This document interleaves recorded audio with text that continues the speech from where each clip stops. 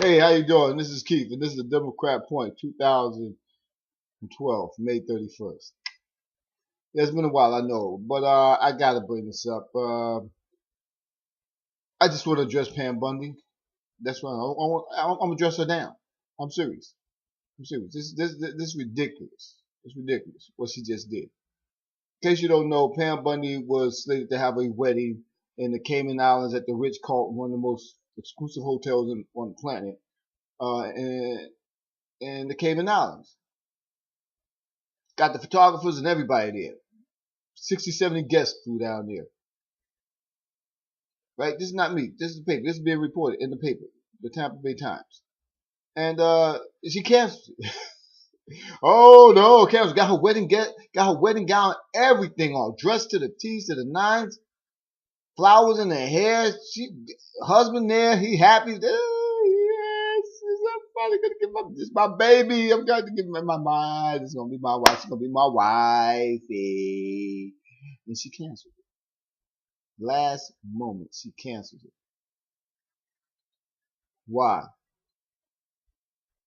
Some say it was politically deaf, meaning that in this climate, when they're having all this stuff going on right now, opening up the big Fox News Spanish network, opening up, they're trying to shift the minds of people from immigration, amnesty, from immigration reform and to amnesty. How dare you go over there and have your wedding? So she canceled it, and now it's supposed to be it's a TBA to be announced somewhere in the Tampa Bay. Well, it's going to be in the Tampa Bay, but at some later date. Can you say a whore? Can you say a political whore? You are on rival with Marco Rubio, who politicized his father's death. That's the only reason why, because nobody died in this in your decision. I mean, maybe the love of your fiance, your future spouse,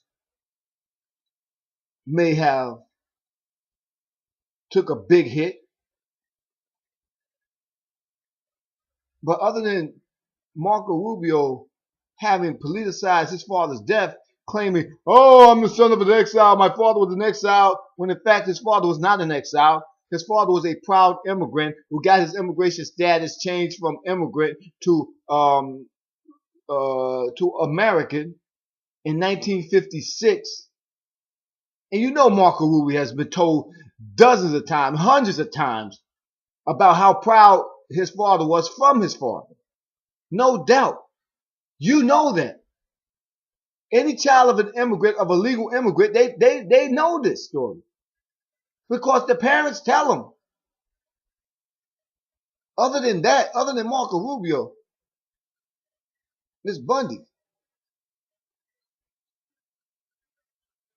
you have sunk to a low amongst lows. I get instead of arguing or trying to address the millions and hundreds of millions and millions and millions of dollars that are being pumped into America coming through the shores of Florida. Instead of addressing that, you go after the pill mills. Ooh. Instead of addressing the hundreds of thousands of Floridians who have been illegally foreclosed on by the banks, you go after ex-felons who are trying to get their voting rights reestablished as per the Constitution of America allows. Once you've served your time in that grace period. I get that. But this is something that, from a man to a woman, from a good man who don't really understand women. Maybe women understand this better than I do. Maybe I'm going to get this wrong. But Didn't you plan this wedding of some sort? This beautiful, glorious wedding of some sort? Did you discuss this with your girlfriends, your moms, and maybe your aunts and stuff like that? Since you was a little girl, didn't you have some kind of image of how this is supposed to play out? You getting married, y'all leave out. I understand y'all don't acknowledge the fact of the kids, the diapers, and all that stuff that happen to come afterwards. No, because that's afterthought. Here you are, you planning this wedding that you talk a man, your fiance, into going along with. Because men, we don't really care about weddings. Now, I'm gonna tell you, the majority of men, we don't care. We want you. We want our woman.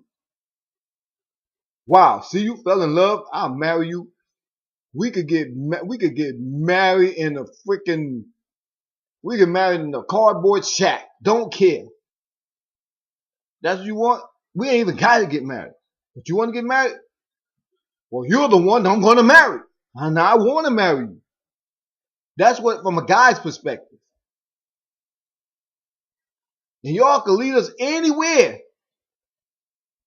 to get this done. You just happen to pick the Cayman Islands. Beautiful location. Beautiful environment. One of the richest, nicest, because you can afford it. You can afford it. You can afford to have the wedding of your choice.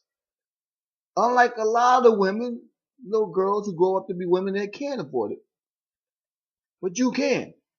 And in the last second you cancel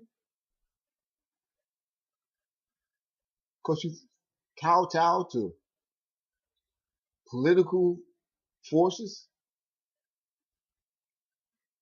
Are you not aware that every woman, every last woman in the Republican Party who reach any status of real significant authority have been treated like nothing more than cheap whores that was discarded after they had their way with you, after you have been ran through? Look at your predecessor in 2000 who gave the Republican Party the presidency. Where is she at now? Where's Sarah Palin at now? Where is Michelle Bachmann at now?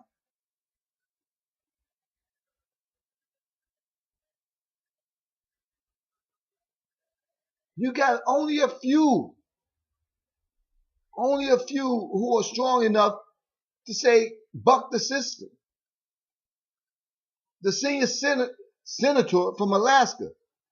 She wasn't the choice of the party, the establishment. She said, the hell with you. And she went on and she became senator again. And she still holds the Republican Party down. But your leadership, your financial backers, they can't tell her nothing. Jan Brewer, they put her in authority. They gave her the governorship of Arizona. How you think she got it? Then they want to put some asinine law on the books in Arizona regarding to disallow anybody without producing a birth certificate so that they could try and keep the president from running in Arizona. She said, you out your goddamn mind. The most vetted man on the planet. If he's the president of the United States, of course that's already been proven. But you are falling in line with the other women, like the women that they brought out with Bill Clinton. Where are they at now? Whores, discarded. Not by Bill Clinton, but by your party. Your party leadership. Your financial backers.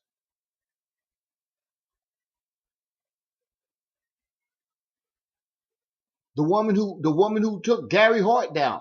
And Gary Hart was the best presidential candidate to run against. Who was he running against? Reagan or George W. Bush? I think it was Reagan's second term.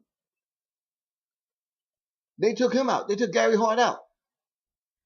Where's that woman? Where are those women? The Kennedy mistress. Where they at? They made them, they gave them 5 seconds of fame, and then they just discarded them. They pimped them and they used them. You had your wedding. You planned this wedding since you was a little girl. Talked about it. Blah, blah, blah. This is what you want. This is your dream wedding. Cayman Islands. How many young ladies can say that they actually planned a wedding and it was going to be as spectacular as they planned it to be? Only a few, of which you're one of them. And then you just walked away from it after you sold your fiance on it, because you know you sold him on that. Because he was like, maybe we can afford it, maybe we can't. But you know what? You want it. My girl wanted. My baby wanted. Okay, I'm cool with that. Cayman Islands is cool. Let's go. Let's go do this. And then at the last minute, you say, I changed my mind. I want to have it in Tampa. I want to have it in Tampa Bay. You took your wedding from the Cayman Islands, the Ritz-Carlton Hotel, to bring it to Tampa Bay. You a dumbass. You is a dumbass. Because think about this. I'm gonna tell you why.